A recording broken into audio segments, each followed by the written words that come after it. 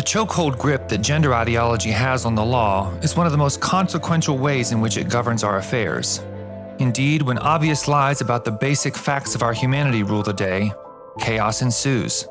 And in the family courts, that ruthlessness is accentuated in light of the way it disrupts and severs our most intimate relationships. In the bonus episode for Season 3 of this podcast series, we profiled Ted Hudacko, a dad whose ordeal is a case study with regard to how gender ideology takes over one's life. To briefly recap, in violation of a court order which required that he be notified and give consent to any gender identity-related surgery, doctors at a major gender center at the University of California, San Francisco carried out so-called gender-affirming care and performed a surgical procedure that inserted a hormone-blocking device in his then minor son's arm. They also started his son on a course of cross-sex hormones. In light of this violation, Hudacko took legal action, both with a family court complaint and a federal lawsuit. When gender ideology pervades the law, the normal rules do not seem to apply. It appears that, as Hudacko's case has illustrated, they seem to make it up as they go along. And when there is a messy divorce and questions of custody, these bitter, protracted fights never seem to end. And in a strange set of legal circumstances in the family court, due to the conduct of presiding Judge Benjamin Reyes II, Hudacko had to make a strategic move and drop the family court complaint altogether and transfer all his energy to the federal suit. And so, in this bonus episode of Season 4 of this podcast, we are revisiting this legal jungle, full of all kinds of twists and turns, picking up where we left off.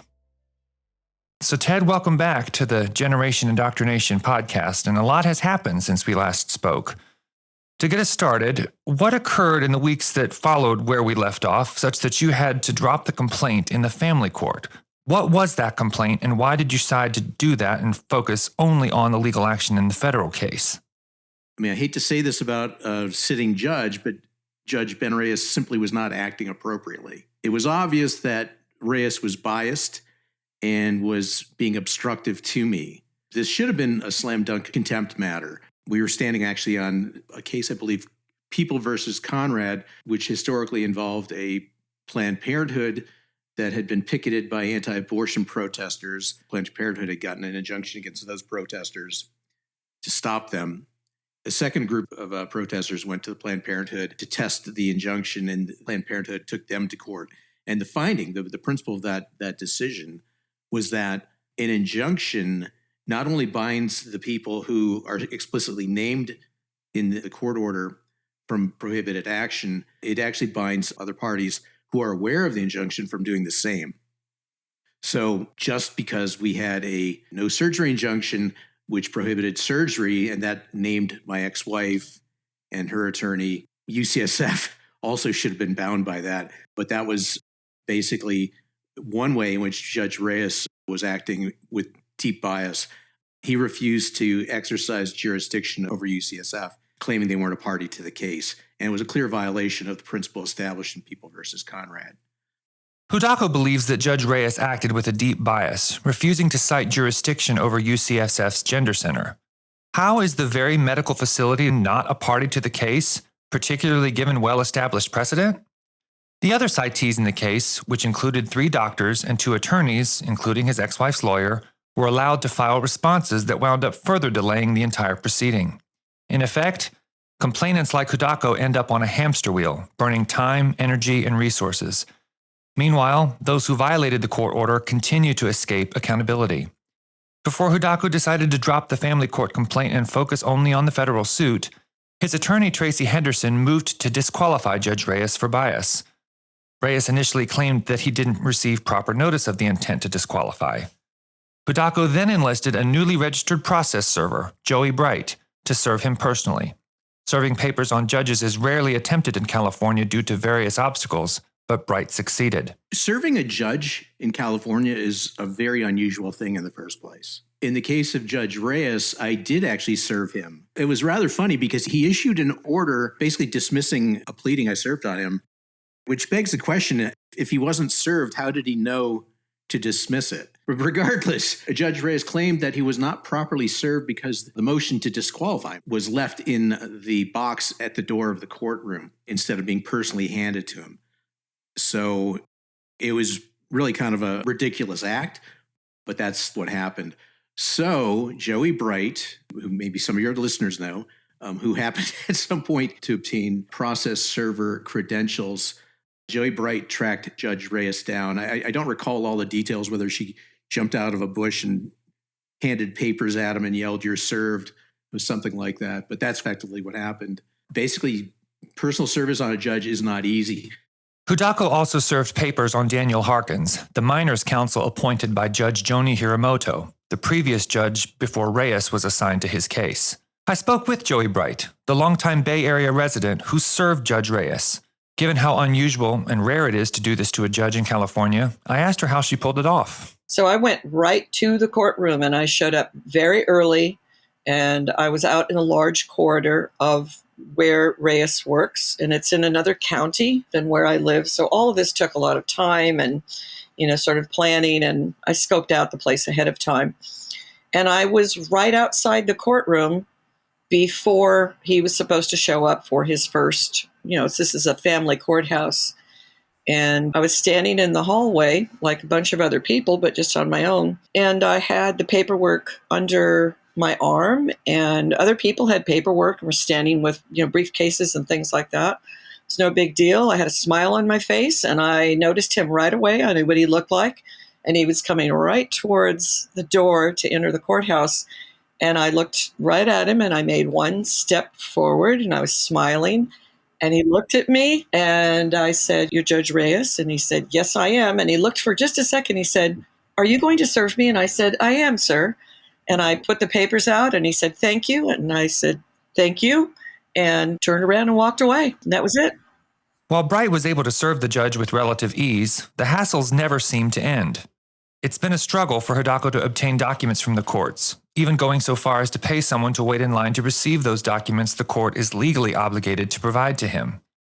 And while Hudacko has had a better experience in the federal court in terms of efficiency, it's all the more frustrating to wait in the shadows for these basic things when you consider the unethical human experimentation being carried out and how government actors like the National Institutes of Health are funding it.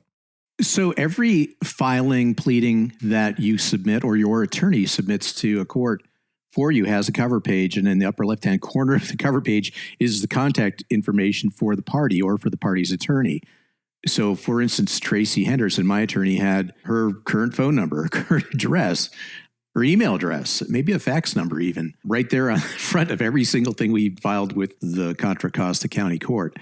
And oddly, for whatever reason, the clerk, instead of using that address, mailed materials to a former address, not even the address of record with the California Bar Association, but a former address that Tracy had her office located in, I think, 15 years ago. So naturally, that got lost in the mail. I guess it's the way the clerk can say, "The dog ate my homework." And if you're in the dark, you're not actually able to take action on things timely. Those things can, I guess, get you off track and take your eyes off the prize, and then you don't accomplish what you want to accomplish. I haven't thought about that for a long time, frankly. There's still more stuff like that happening. It's a little more sophisticated in the federal court. I am finding that the federal court to be better run, a little bit more fairly run. I'm not saying fairly run, but slightly more fairly run than the state courts, where one of the things I'm dealing with right now is I had a first amended complaint in the federal court. I was given leave to amend my complaint because I originally filed it pro se without an attorney,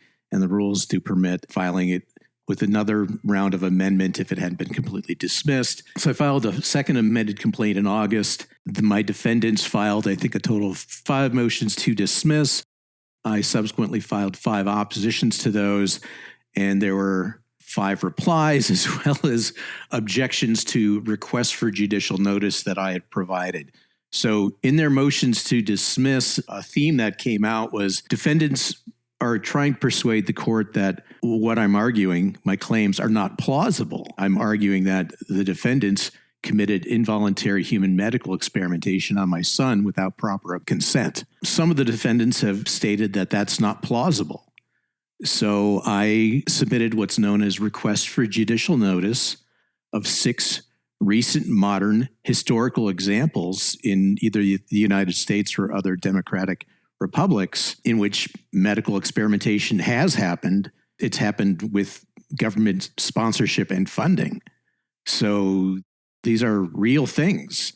And if it's happened in the past, then it certainly is plausible that it could be happening now. One of the more heinous examples that I provided were the sexually transmitted diseases in Guatemala that were perpetrated between 1946 and 48, in which several thousand Guatemalan Indians and other less than privileged individuals were infected with syphilis, gonorrhea, and chancroid and left untreated. And that study in particular was funded by none other than the National Institutes for Health, the same funding organization that has provided nearly $10 million to my defendants. But why is it so difficult to adjudicate something so important on the merits? In the Season 3 bonus installment, Hudacko's attorney Tracy Henderson explained to us that rarely does she receive cases where the legal issues in play are not complicated. But in this matter, it is simply a fact that the court order was explicitly violated. A surgical procedure was performed to implant a hormone-blocking device in his teenage son's arm without Hudacko's consent or knowledge. I asked Ted, why is it so hard to get a case before, one would hope, a fair trier of fact? Well, that phrase you used, fair trier of fact, that's a jury. In the family court, there's just a judge, and they don't have the power to impanel a jury. And unfortunately, in the U.S. Constitution, I think it's the 7th Amendment of the Bill of Rights, that's the so-called right to a jury trial, but that's not the case. There's no actual right to a jury trial in a civil case anywhere in America, especially in California. A judge can dismiss a case at any time for any reason and basically for no reason. But what's needed to correct this situation is for news media, such as your organization, to report the truth, or for people through social media networks and modern telecommunications to mobilize their fellow citizens to participate. And that means court watch, attend hearings, talk about cases, and raise the ante to the judges, to the courts, so that they can't issue arbitrary, illegal rulings like that.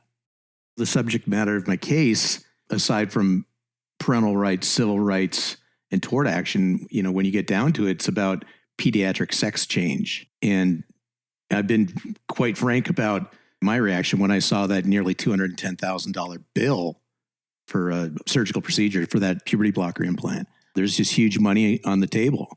And it's not just the gender clinics. It's not just the hospitals. We don't know exactly where all the money flows and who exactly benefits, but it stands to reason that they wouldn't be fighting this so much if there weren't a benefit to them.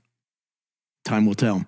When the time came for movement on Hudacko's federal suit, which was to be heard before Judge Susan Ilston, a Clinton-appointed judge for the Northern District of California, he had to make a calculation. He ultimately decided to drop the family court complaint that Reyes had been presiding over in order to force her hand and get a ruling. The case is still ongoing. On defendants' motions to dismiss, after I quickly pivoted in the 20 minutes following a hearing before Judge Ilston. At that hearing, Judge Ilston had stated, she telegraphed that she was going to abstain from issuing any ruling at all, which isn't actually a legal thing. Abstention can happen if there's a motion and if it's argued by the parties, but that's not what was going on. The judge just casually mentioned she was thinking of abstaining from issuing a ruling because she conflated the then concurrent criminal contempt proceeding in the state court as one and the same as my civil rights and tort action in the federal court, which they are not at all the same, but that's the sleight of hand that Judge Ilston tried using. Before she filed papers that same day, issuing a memo that she was going to abstain from a ruling, I dropped the contempt matter in the state court and then filed a notice of that status with the federal court, and then that caused Judge Ilston to be unable to abstain issuing a ruling. She ended up not dismissing the case, which then meant, since Judge Ilston was unable to dismiss or abstain from ruling on the case, it meant that she did ultimately have to issue a ruling on the defendant's then motions to dismiss on the first amended complaint. When Ted and I recorded this interview, it was mere days after Donald Trump was reelected to the presidency, and a few weeks before December 4th, when the United States Supreme Court was set to hear the Scrimeti case, which centers on the state of Tennessee's ban on so-called gender-affirming care for minors. In the past few years, approximately half the states have adopted similarly worded laws prohibiting the hormonal and surgical transitioning of children. In the final days of the campaign, now President-elect Trump promised to address the issue of gender ideology, saying he would prohibit males from participating in women's sports, end gender indoctrination in the schools, and depending on his audience, sign a bill outlawing the sexual mutilation of minors in all 50 states. And yet, even if all of those measures come to fruition, there's so much more to it. And if the Supreme Court upholds Tennessee's law, it will not address California and other blue states like Minnesota, which are now known as either trans refuges or trans sanctuary states. The Supreme Court essentially will be deciding if states can ban that so-called gender-affirming care or not. In California, they're unlikely ever to pass a law banning that unless the California legislature is entirely changed. So it's possible that similarly to how Roe v. Wade was overturned, the Supreme Court may decide that states have the right to fashion their own laws, upholding Tennessee's statute. But this doesn't say anything about states such as California where transing minors is still legal. My federal case doesn't directly challenge any statute, either a state law or federal law. Actually, it's brought under the U.S. Constitution as a civil rights action.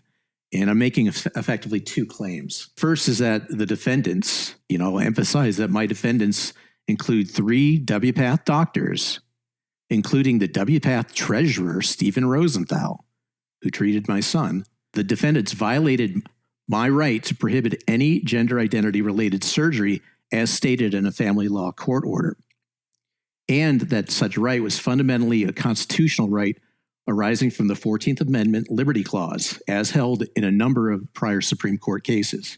Or in the alternative, that the defendants violated my rights as a parent to be free from anyone committing involuntary human medical experimentation on my son, given that defendants obtained a bogus consent from the mother under false and fraudulent pretenses. The million-dollar question seems to be, is a long-awaited reckoning at hand, particularly in light of an election result where exit polling data revealed that these issues were on the minds of voters? Are those like Hudacko and others who've been voices in the wilderness decrying this medical abuse finally being heard? There's no question that awareness has increased substantially. Days before the election, Representative Lisa McClain, a Republican from Michigan who chairs the Oversight Committee in the House of Representatives, sent a letter to the director of the National Institutes of Health expressing alarm over Los Angeles pediatrician Dr. Joanna Olson Kennedy's words to the New York Times. According to the newspaper of record, Olson Kennedy withheld the findings from her federally funded study on puberty blockers for gender-confused minors because the results were, in her estimation, politically inconvenient.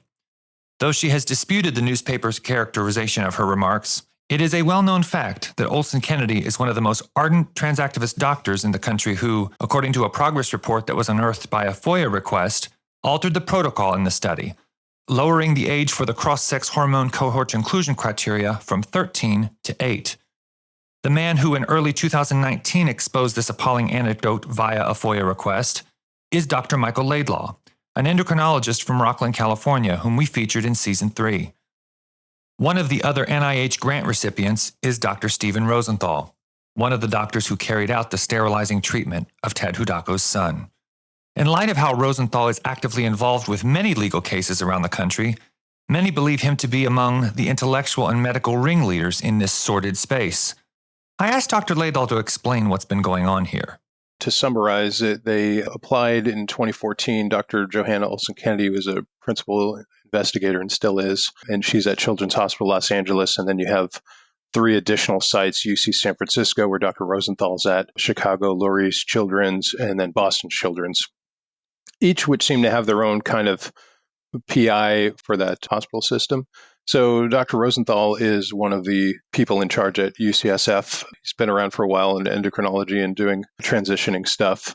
I'm trying to think, I may be wrong about this, but we had written, Quentin Van Meter and I, he's a pediatric endocrinologist at Atlanta, had written a letter to the editor about a thing having to do with testosterone and high red blood cell counts. And it got accepted. It got published. I think it was Journal of Clinical Endocrinology and Metabolism. I'm forgetting now. But anyways, we had written that because one of the things they're doing in this trans world is changing normal reference ranges for labs. Okay, so males and females have similarities, but also differences. And one of those is in red blood cell counts, which males are naturally higher. And there's problems when you start increasing red blood cell counts above normal, blood clots and embolisms and things like that. And so what happens in these cases that if a natal female is getting testosterone for transition, they'll switch the reference ranges around. So a doctor would look at it, well, that looks to be in the normal reference range if they're just sort of glancing at it. But in reality, it may be far above the reference range and put them at risk for serious harms. And so we documented that. And I believe Dr. Rosenthal was one of I may be confusing him with someone else, but I think he was one of the people who responded. And even if he isn't, he has the general philosophy that if your gender identity is a certain way, then naturally you should change everything about their medical data to fit with that identity. But we know that biologically that's not sound advice because you can't change from male to female and you can't flip reference ranges around, or whether it's creatinine or something else, without risking serious harms to people. It could be physical harm, could be psychological harm, which I've documented in a comment with Sarah Jorgensen, and also pharmacotherapy. Not only have they found adverse effects having to do with physical changes. To me, if you're doing a study, there's a higher level of concern for the health of the patients because you're in unknown territory.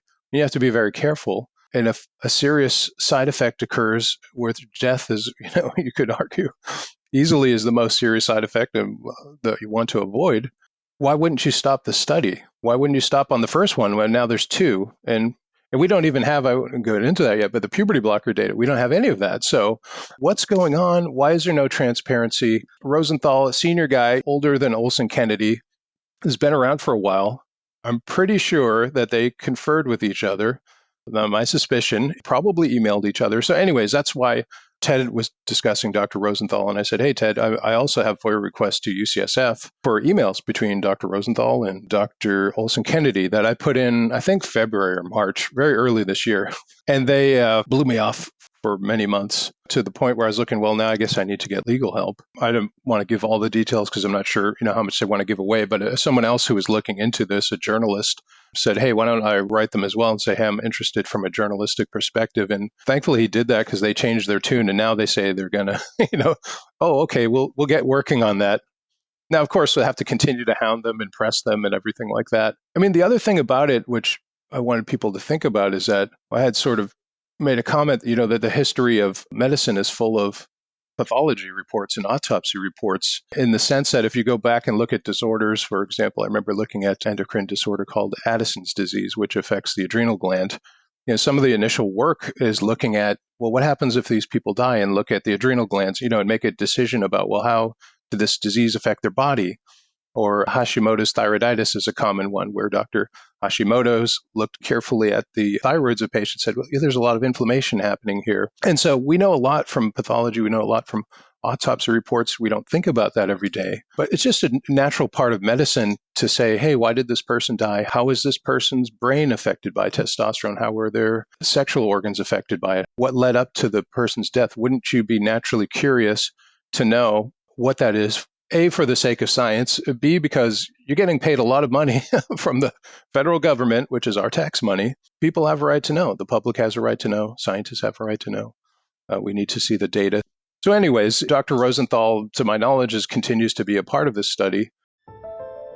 And he probably knows a lot about what's gone on, but it's been hidden from the public.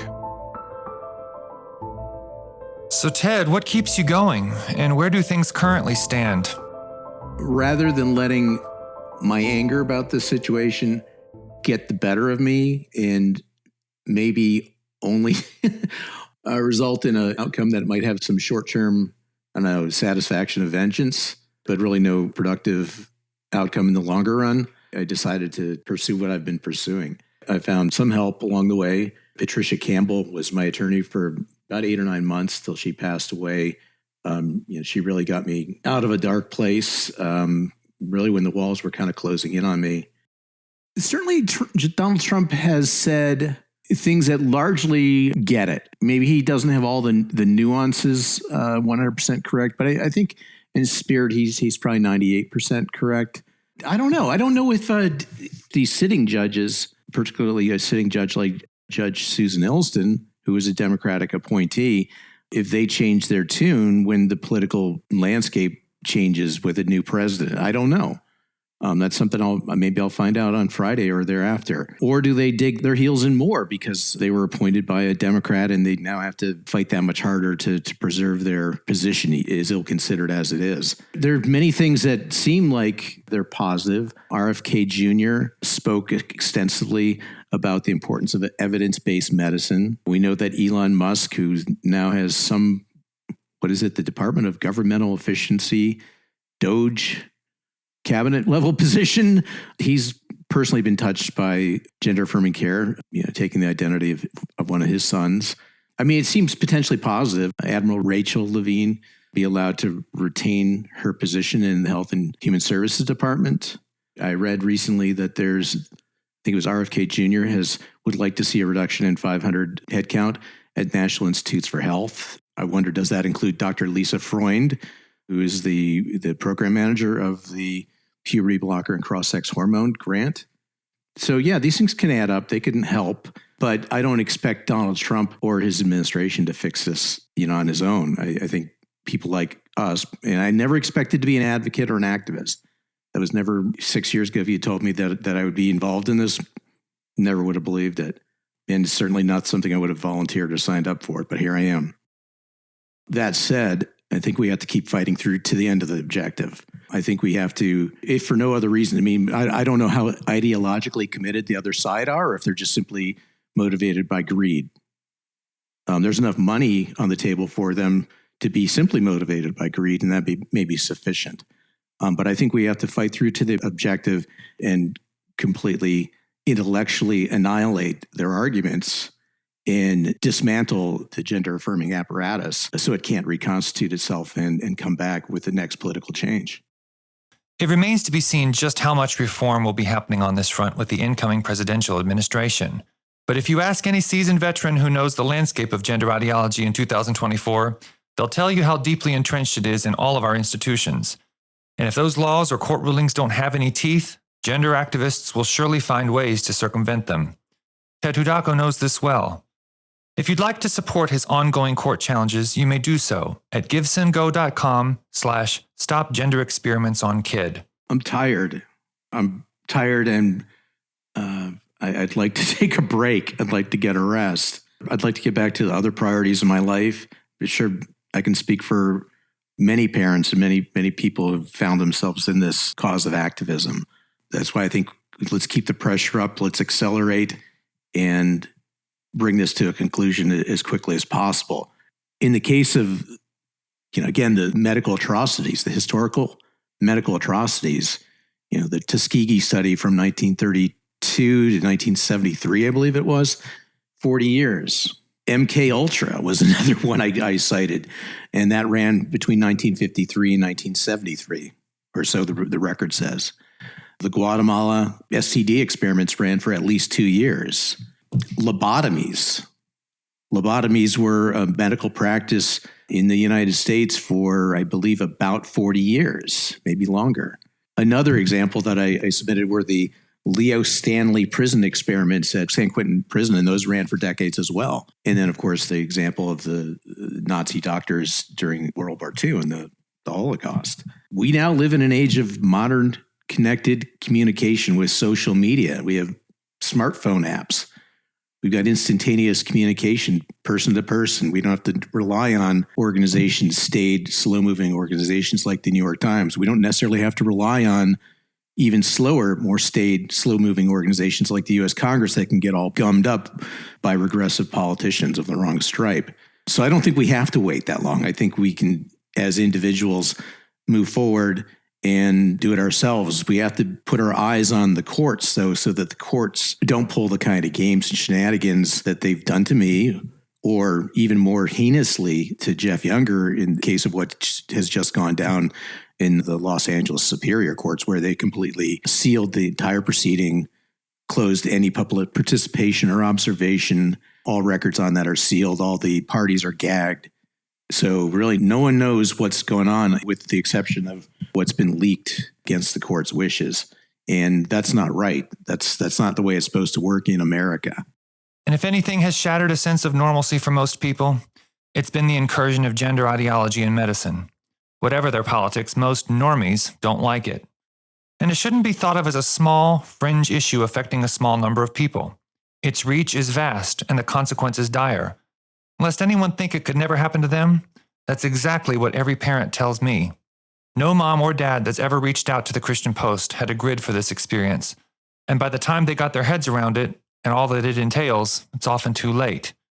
In my conversation with Joy Bright, the process server Ted enlisted to help with his case, she emphasized that it's important to zoom out and consider the implications, because if trans activists are given an inch, they will take a mile. Ted's case and what happened to him and the number of people involved in the collusion to basically destroy a young man's natural overall health.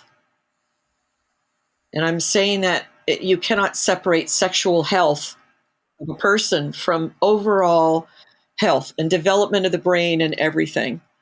His story and this legal case is so endemic of the many tentacles that yourself and I and so many warriors that I know we've been fighting for years now. And to discover that the family court system itself here that I know in the Bay Area, in my county of Alameda County, as well as Contra Costa County, and now when we hear the stories happening all over the state of California, we know that the entire system is corrupt. These are the things that when you're trying to talk to somebody new and they don't know anything that's going on, you cannot bombard people with, well, this relates to that, and then this relates to that. You have to just start at a personal level. And with Ted, when I talk to people about this case, and I say, I met Ted, and he was here in the Bay Area, and I made sure to meet him and have a conversation with him. And then for that to turn into and watch this legal case develop and all of the people that I didn't know it could be this big. And I feel like I'm living in an alternate universe where when I met you, there were just a handful of us that were talking about this. And we've been screaming for really trying to stop the destruction of families and for us to be constantly shut up while we see law after law, especially here in California, where we are legally, I thought it can't get any worse when we had SB 107 and we become the trans sanctuary state, California. And then it's like one thing leading to the next, to the next, to the next. Thank you for listening to the Season 4 bonus episode of Generation Indoctrination. Right before we were set to finalize this episode for the editors, Federal District Court Judge Susan Ilston dismissed Hudacko's second amended complaint in the federal lawsuit in its entirety, granting the UCSF gender doctor's motion to dismiss, stating that they are shielded from liability by qualified immunity. As for Dan Harkins, the minors' counsel who was instrumental in removing Hudacko's parental rights, Ilston ruled that Hudacko did not present sufficient facts establishing that Harkins was a de facto state actor. Ted Hudacko now plans on contesting this decision and appealing to the Ninth Circuit Court of Appeals. And again, if you'd like to support him in his ongoing battles to defray his legal costs, you may do so at givesendgo.com/stopgenderexperimentsonkid.